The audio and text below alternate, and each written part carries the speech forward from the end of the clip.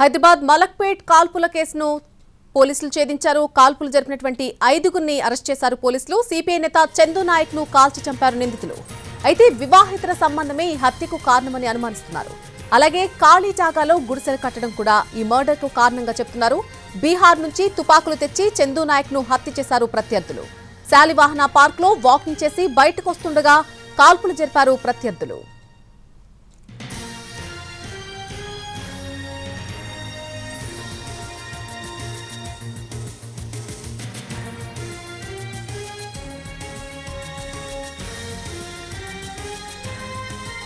హైదరాబాద్ మలక్పేట్ కాల్పుల కేసును ఛేదించారు పోలీసులు. కాల్పులు జరిపినటువంటి 5గురిని కూడా అరెస్టు చేశారు.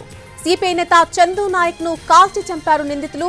అయితే ఈ హత్యకు వివాహేతర సంబంధమే కారణమని అనుమానించారు. అలాగే ఖాళీ జాగాలో గుడిసెలు కట్టడం కూడా ఈ మర్డర్ కు కారణంగా చెప్పారు. బీహార్ నుంచి తుపాకులు తెచ్చి చందు నాయక్ ను హత్య చేశారు ప్రత్యర్థులు.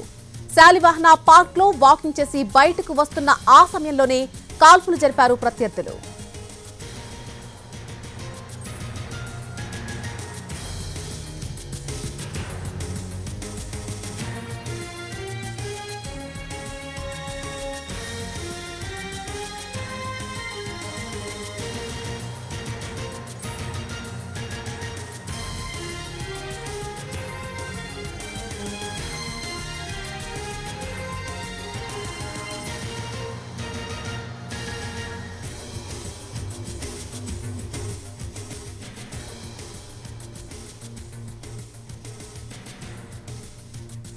హైదరాబాద్ మలక్పేట్ కాల్పుల కేసును ఎట్టకేలకు పోలీసులు ఛేదించారు. ఈ కాల్పులు జరిపినటువంటి 5గురిని కూడా పోలీసులు ఇప్పటికే అరెస్ట్ చేయడం జరిగింది.